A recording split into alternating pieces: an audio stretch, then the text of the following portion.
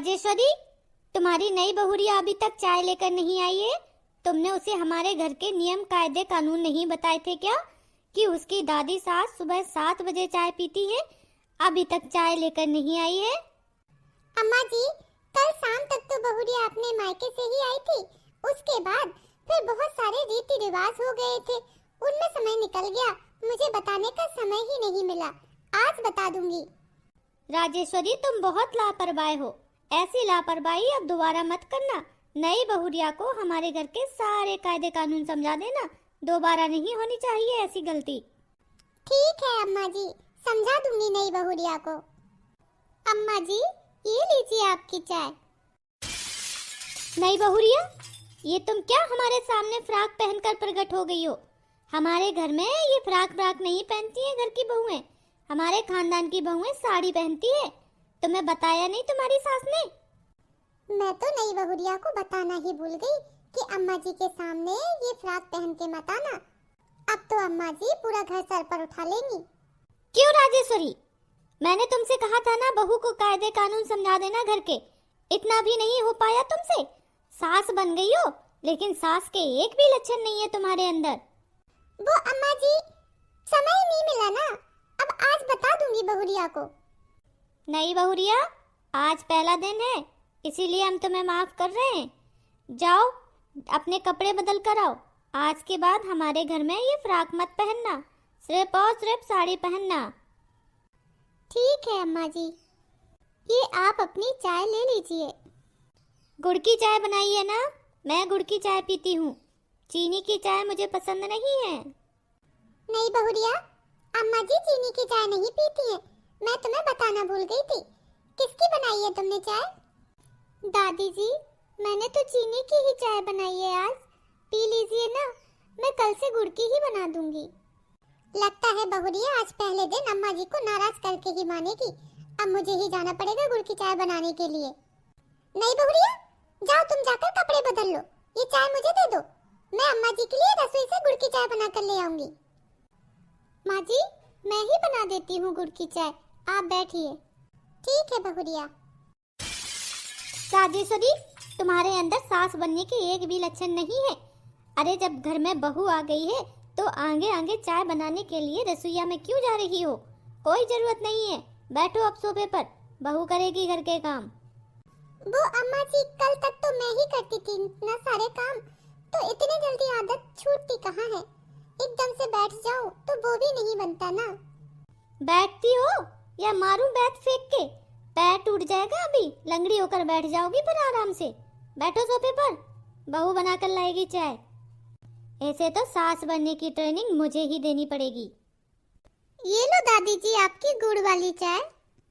तुम फिर से ये फ्राक पहन के आ गई? मना किया था ना? वो दादी जी, मैं बस आपको चाय देने आई थी। आप चाय ले लो, फिर जाके चेंज करती हूँ। दोबारा दिखनी नहीं चाहिए ये फ्राक तुम्हारी मुझे इस घर में। कैंची से काट के फेंक दूंगी बाहर में। ठीक है अम्मा जी। सुन छोटी बहुरिया, कल हमारे घर में हर साल की तरह बासोड़ा बनेगा। बासोड़े का खाना एक दिन पहले ही बनकर रख जाता है, तो आज ही बनेगा। राजेश्वरी, अपनी बहू को सब समझा देना बासोड़े के खाने में क्या क्या बनता है। छुटकी बहुरिया, हमारे घर पर बासोड़ा बहुत ही धूमधाम से मनाया जाता है। पूरे परिवार का खाना हमारे घर पर ही बनता है। हर साल तो मैं बनाती थी, अब इस साल नई बहुरिया आ गई है, वही बासोड़े पे पूरा खाना बनाएगी। खाने में कच्चा पक्का खाना, दाल भात, पूरी सब्जी, कचौड़ी और बड़ा बड़ा दही बड़े सब कुछ बनेंगे।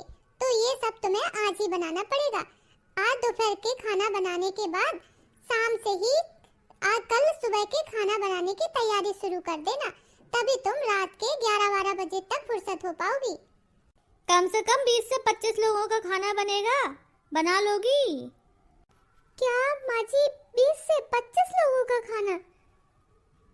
हाँ, तो तुम ऐसे क्यों कह रही हो? अभी तक मेरी बहू बनाती थी, उससे पहले मैं बनाती आई हूँ, अब तुम बनाना।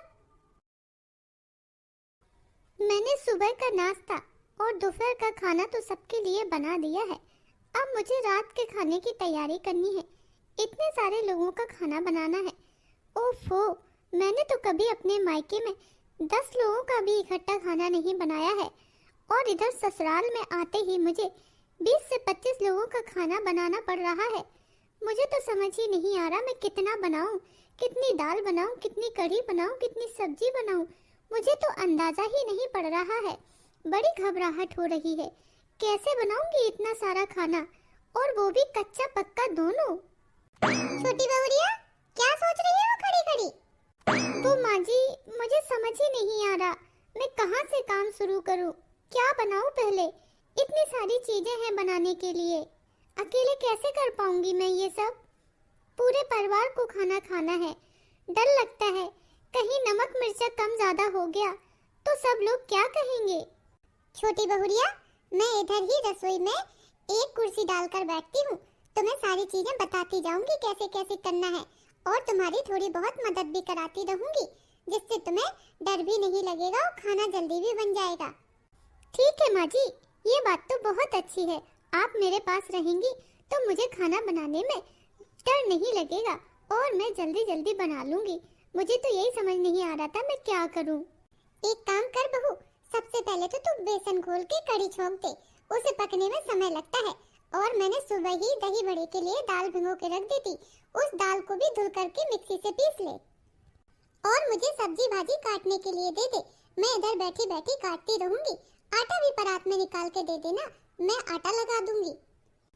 ठीक है माँ जी। माँ जी देखो ना, आपके आने से कितने जल्दी जल्दी काम हो रहा है। कितना सारा काम समेट लिया है। रोटी भी बना ली है, खीर भी बना ली है, रायता भी बना दिया, कचौड़ी भी बना दी, लड्डू भी बना लिए। अब बस पूरी सब्जी बनाने को रह गई है और बड़ा सेकने को रह गए हैं। कढ़ी और चावल तो पहले ही बना दिए थे। हाँ हाँ बहुरिया, अब बाकी के काम भी जल्दी से समेट ले, रात हो गई है बहुत।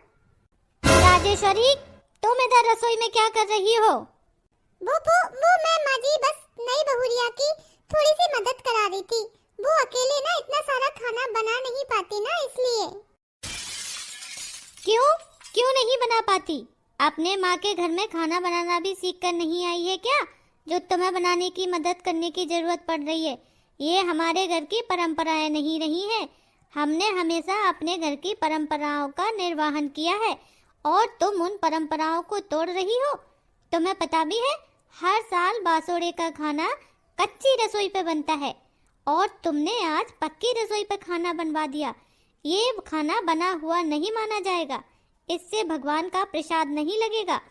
जो चूल्हे पे आगी जलती है उस पे जो खाना बनता है उसी से ही बासोड़े की पूजा होती है और भगवान का प्रसाद लगता है। तुम्हें तनक भी ज्ञान नहीं था क्या इस बात का? अम्मा जी, वो मुझे लगा कि नई बहुरिया ने कभी चूल्हे पे खाना बनाया नहीं होगा ना, तो इसीलिए बासुड़े का खाना पूरा रसोई में ही बना लेते हैं गैस पर। अब पता नहीं उसने कभी चूल्हे पे बनाया या नहीं बनाया होगा। नहीं बनाया होगा तो हमारे घर में सीख जाएगी। अब तुम्हारी नई बहू को कुछ नहीं आता है तो उसके चक्कर में हम अपने घर की परंपराओं को थोड़ी ना तोड़ देंगे। आज बासुड़े का खाना चूल्हे पर ही बनेगा। पर अम्मा जी, खाना तो बन गया है। हाँ दादी जी, बहुत सारा खाना बन गया है, बस 2-3 चीजें ही रह गई हैं। जो खाना बन गया है उसको उठाकर फेंक दो या किसी को दे दो खाने को। पर जो तुमने इस रसोई में खाना बनाया है ना गैस पर, इससे भगवान का प्रसाद नहीं लगेगा और ना ही इससे पूजा होगी, ना इससे बासोड़ा बनेगा। जो तुम चूल्हे पे जलती हुई आगी में खाना बनाओगी उसी से ही बासोड़ा मनाया जाएगा। चलो दोबारा से बनाओ खाना। अम्मा जी, नई बहुरिया सुबह से काम में लगी हुई है। अगर अब वो दोबारा से बनाएगी तो थक जाएगी।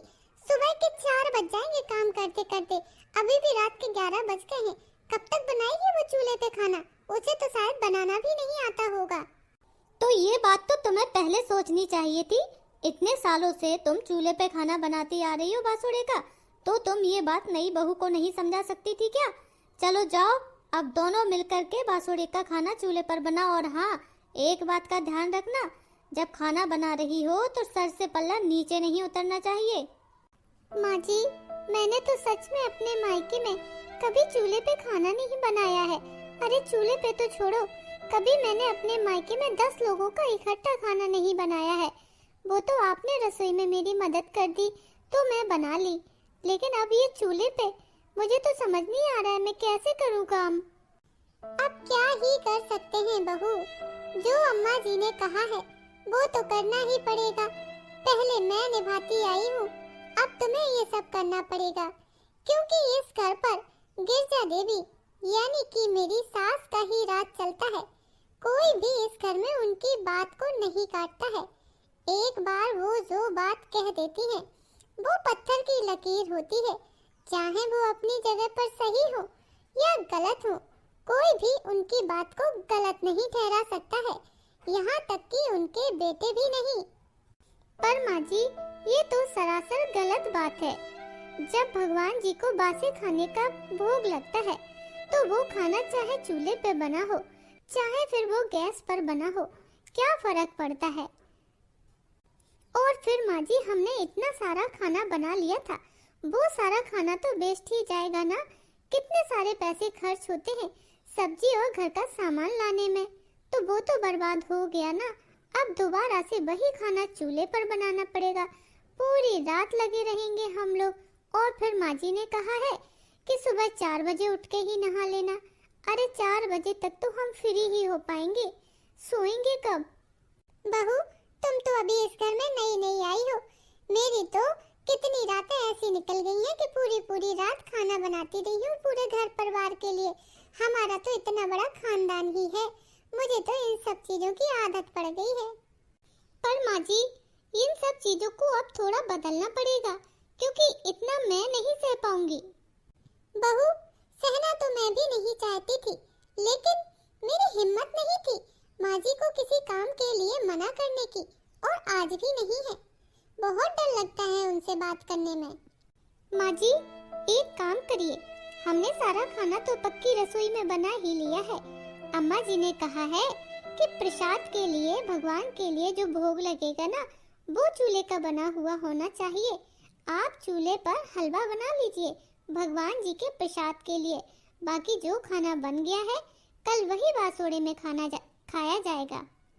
पर बहू, तुम अम्मा जी को नहीं जानती हो, वो बहुत गुस्सा होंगी। तुम्हें पता है, एक बार तो अम्मा जी ने मेरा हाथ ही तोड़ दिया था बैत मार करके, महीने भर तक प्लास्टर चढ़ा रहा। क्या माँ जी, दादी जी ने आपका हाथ तोड़ दिया था और पापा जी ने कुछ नहीं कहा? अरे क्या कहेंगे, वो उनके लड़के हैं, मुझसे ही बोले कि तुमने ही कोई गलती की होगी, अम्मा जी को गुस्सा दिलाया होगा, इसलिए आ गया अम्मा जी को गुस्सा और मार दी बेत। दादी। हाँ, क्या है? वो दादी, मेरा कॉलेज कंप्लीट हो गया है, अब मुझे जॉब करनी है। क्या कहा तुमने? जॉब करनी है? हमारे खानदान की बहुएं बिटियां जॉब नहीं करती हैं। राजेश्वरी, अब इसके लिए एक लड़का ढूंढो और उसका ब्याह करो। कोई जॉब वॉब नहीं करेगी हमारे घर की बहुएं बिटियां। पर दादी, जॉब करने में क्या बुराई है? मैं जॉब क्यों नहीं कर सकती? अगर जॉब नहीं करानी थी तो मुझे पढ़ाया ही क्यों है? पढ़ाया इसलिए है ताकि आगे जाकर तुम्हारी शादी ब्याह में दिक्कत ना हो। अरे आजकल लड़के वाले सबसे पहले बिटिया की डिग्री मांगने लगे हैं। तुम्हारे शादी ब्याह में समस्या ना हो तुम्हारे माँ बाप को, इसीलिए तुम्हें पढ़ाया है। और नौकरी की क्या जरूरत है? घर में क्या कमी है पैसों की? और तुम्हारी शादी भी हम ऐसे खानदान में करेंगे जहाँ तुम्हारे पास पैसों की कोई कमी नहीं रहेगी। फिर नौकरी करने की क्या आवश्यकता है? मुझे नहीं करनी दादी कोई शादी वादी, जाओ। अगर मुझे जॉब नहीं करने देंगे आप लोग तो मुझे शादी भी नहीं करनी है। राजेश्वरी, तुम्हारी बेटी बहुत बदतमीज होती जा रही है। जल्दी से इसके लिए एक अच्छा सा लड़का ढूंढकर इसका ब्याह कर दो। पता नहीं इस घर में कभी बदलाव आएगा भी या कभी नहीं आएगा। बस सबकी रूढ़िवादी सोच ही चलती रहेगी। बेटी पढ़ नहीं सकती, बेटी जॉब नहीं कर सकती, बहू ये नहीं कर सकती, बहू वो नहीं पहन सकती। मैं तो थक गई हूँ। मेरी सारी सहेली अपनी मर्जी से काम करती है, लेकिन मैं नहीं कर सकती। नंदिनी बहुत जबान चलाने लगी है। इसका कॉलेज जाना बंद करो, जल्दी से इसका ब्याह करो। वैसे नंदिनी गलत भी तो नहीं कह रही है। अगर उसने पढ़ाई करी है तो उसे जॉब भी करनी चाहिए। और दादी जी ने नंदिनी को जॉब करने से मना कर दिया। अरे मैं तो सोच रही थी कि एक दिन दादी जी से मैं भी जॉब के बारे में बात करूंगी, क्योंकि मेरे माँ बाप ने भी मुझे बहुत पढ़ाया है और पढ़ाई के तुरंत बाद ही मेरी शादी हो गई थी, तो सोचा शादी के बाद ही जॉब के लिए अप्लाई करूंगी।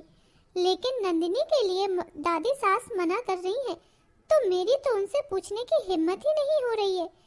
कैसे पूछूं? मेरे लिए तो वो हाँ करेंगी ही नहीं। छोटी बहू पानी दे जाओ। ये लो अम्मा जी पानी। तुम पानी लेकर आई हो, छोटी बहू कहाँ गई? पानी नहीं लाई। वो अम्मा जी, नई बहुरिया की आज तबीयत ठीक नहीं है, इसीलिए मैं लेकर आई हूँ। आज वो घर के कोई काम नहीं कर पाएगी। पता नहीं कैसी बहुरिया है तुम्हारी, हर दूसरे तीसरे दिन बीमार ही पड़ी रहती है। अरे बहुओं का काम होता है सेवा करना, और इधर वो है कि तुमसे सेवा करवा रही है। माँ जी, अब तबीयत पे तो किसी का भी जोर नहीं होता है ना, कोई भी बीमार पड़ सकता है, अब चाहे छोटा हो या बड़ा, सबको आराम की जरूरत पड़ती है। बिगाड़ लो अपनी बहू, पर मुझसे मत कहना। अरे ओ चुटकी बहुरिया, आज खाना मिलेगा कि भूखो ही रहना पड़ेगा? माँ जी, अम्मा जी खाना मांग रही हैं, मैं देकर आती हूँ। ठीक है छोटी बहू, दे आओ खाना। अरे क्या हुआ माँ जी, आप इतनी उदास क्यों लग रही हैं? किसी ने कुछ कहा है क्या आपसे? नहीं, कुछ नहीं बहुरिया। माँ जी, कोई तो बात है, आज आप बहुत उदास दिखाई दे रही हो, बताओ ना क्या बात है? वो आज अम्मा जी ने ना घर की वॉशिंग मशीन का प्लग निकालकर डब्बे में बंद करके रखवा दी है और कहा है कि आज से मैं कपड़े हाथ से ही धुलूंगी। हाथ से कपड़े ज्यादा साफ होते हैं, ये आधुनिक चीजें इस्तेमाल करने से कपड़े खराब हो जाते हैं।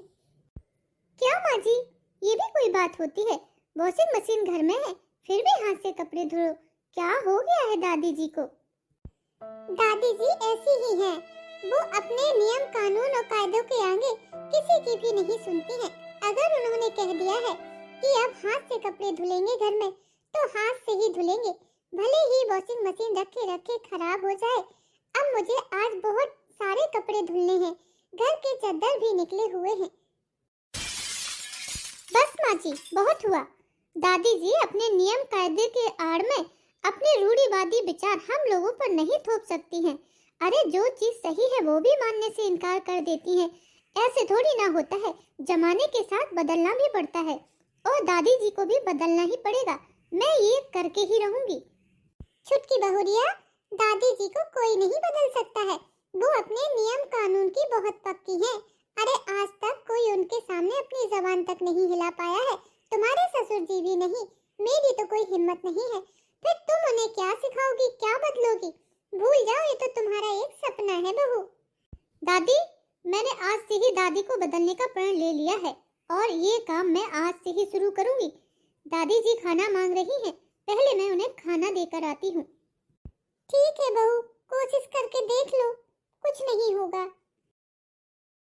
पता नहीं ये दोनों सास बहुएं कहाँ मर गई हैं, अभी तक मेरा भोजन लेकर नहीं आई है। अरे ओ बहू राजेश्वरी, खाना दे जाओ मुझे। ये लीजिए दादी जी खाना। ये कैसा खाना है बहू? दाल को तड़का नहीं लगाया, सादी सादी दाल लेकर आ गई हो, और ये रोटी, इतनी कड़क रोटी कैसे खा पाऊंगी मैं इसको? बाजरा की रोटी क्यों बनाई है तुमने? दादी जी, पहले के जमाने के लोग तो बिना तड़का वाली दाल ही तो खाते थे, सादा दाल खाते थे। तो आज के जमाने में दाल में तड़का लगाने की क्या जरूरत है? सादा दाल ही खाइए आप। और हाँ, पहले के जमाने में लोग गेहूं की रोटी नहीं, बाजरा और मक्की की रोटी खाते थे, इसलिए अब पुराने जमाने को फॉलो करते हुए घर में बाजरा और मक्की ज्वार की रोटियां ही बनेंगी, गेहूं की रोटियां नहीं बनेंगी दादी जी। पर मैं बाजरे की इतनी कड़क रोटी खाऊंगी कैसे? मेरे दांत तो हैं ही नहीं। दादी जी, अब दांत नहीं है तो आराम आराम से खा लीजिए, क्योंकि पुरानी परंपराओं को तो निभाना ही पड़ेगा। और पहले के टाइम पे तो यही होता था। ये गेहूं की रोटी तो आज के टाइम पर आई है, आप इसी रोटी को खाइए, आराम आराम से खा लीजिए। आज तो उस बाजरा की रोटी को खाने से मेरा पेट ही नहीं भरा। रसोई में जाकर देखती हूँ, कुछ रखा हो तो खा लूं। अरे ओ बहुरिया, बहुरिया बचाओ, मैं तो गिर गई। अरे क्या हुआ माँ जी, कैसे गिर गई? हाथ तो मैं उठाती हूँ आपको। अम्मा जी, अब आप ऊपर आराम से लेटिए, मैं आपके लिए चाय बना कर लाती हूँ। राजेश्वरी, बहुत दर्द हो रहा है, मेरी कमर टूट गई लगता है। अरे मेरे तो पैर में भी फ्रैक्चर हो गया है, जल्दी से बेटे को फोन करो, वो हॉस्पिटल लेकर चले, डॉक्टर के पास लेकर चलो। अरे दादी जी, आप डॉक्टर के पास जाकर क्या करेंगी? अरे पहले के जमाने में लोग डॉक्टर के पास थोड़ी ना जाते थे, काढ़ा वाड़ा पी करके अपना इलाज खुद ही कर लेते थे। मैं आपके लिए बढ़िया काढ़ा बनाकर लाती हूँ, और तो और पट्टी भी बांध दूंगी आपके पूरे कमर पर और पैरों पर, और ठीक हो जाएंगी आप। अरे छोटी बहुरिया, कैसी बातें कर रही हो? मेरे पैर में फ्रैक्चर हुआ है, उठा नहीं पा रही हूँ, तुम काढ़े से कैसे ठीक कर लोगी? अरे डॉक्टर के पास लेकर चलो। अम्मा जी, ये डॉक्टर और हॉस्पिटल तो आज के जमाने की चीजें हैं, पहले के जमाने में ये सब थोड़ी ना चलता था। अरे पहले के जमाने में तो लोग अगर फ्रैक्चर भी होता था तो फंटियां बांधकर काम चला लेते थे। किसी वैद्य को बुलाकर आपके पैरों पर फंटियां बंधवा देंगे, आराम से 6 महीने लेटी रहना, ठीक हो जाएगा। अरे राजेश्वरी, तुम समझाती क्यों नहीं हो अपनी बहू को? बहुत दर्द हो रहा है। अम्मा जी, वैसे छोटी बहुरिया बिल्कुल सही कह रही है, क्योंकि आप तो ठहरी रूढ़िवादी परंपराओं और नियमों कानून को मानने वाली। अगर हॉस्पिटल जाएंगी तो आपके कायदे कानून टूट जाएंगे ना, और मैं नहीं चाहती कि आपके बनाए हुए नियम कायदे कानून टूटे। तो आपकी ही रूढ़िवादी परंपराओं को निभाने के लिए मैं आपको हॉस्पिटल नहीं ले जा सकती हूँ। आपको घर पर ही काढ़ा पीकर ठीक होना पड़ेगा अम्मा जी। अरे नंदिनी, तू क्या देख रही है? तू ही बता, तू ही ले चल। तुमने तो कार चलानी सीखी है ना, तो फिर तुम ले चलो हॉस्पिटल। दादी जी, मैं कैसे हॉस्पिटल ले जा सकती हूँ? मैं तो इस घर की बेटी हूँ, और बेटियों को कार चलाना अलाउ नहीं है। अरे सीख जरूर ली थी, लेकिन आपने घर की परंपराओं के नाम पर मुझे कार छूने भी नहीं दी। अब आज कैसे चला पाऊंगी? मैं नहीं चला पाऊंगी दादी जी, आप किसी और को बुला लीजिए। अरे मुझे माफ कर दो, मुझसे गलती हो गई, जो मैंने तुम लोगों को इतना टोका टाकी की, परंपराओं के नाम पर बेड़ियों में जकड़ के रखा।